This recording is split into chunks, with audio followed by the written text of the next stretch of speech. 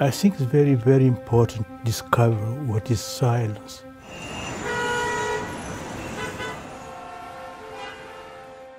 Silence is not only not talking.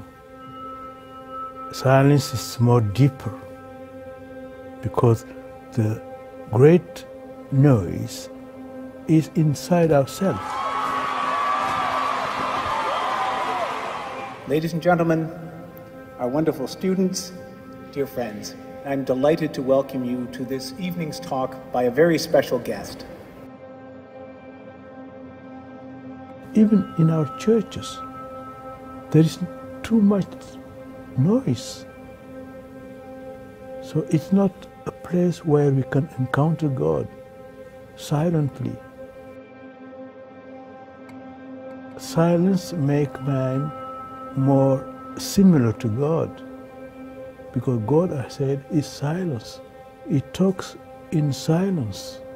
We encounter him in silence.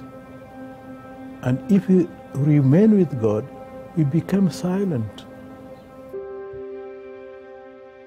What makes the Cardinal's insights most pointed, authentic, and valuable is that they were shaped not just in the face of the indifference, skepticism, and ridicule that religious believers all too often encounter in secular society, but also in the teeth of the far more sinister and formidable opposition offered in his youth by a Marxist dictatorship in his native Guinea. I think why the Western countries today are no believers, are less believers, because they are every time talking. They know no silence, and the face is going down. Silence is really the moment where I construct myself as a human being related to God. And without God and without silence, we are lost. What are we doing here?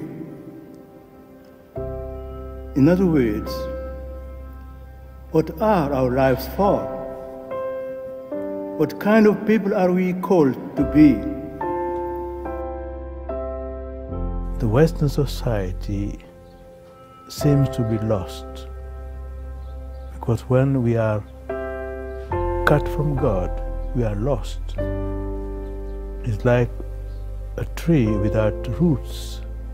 It's like a river without the fountains. God is our fountains. If we are cut from God, we are lost. And God is silent.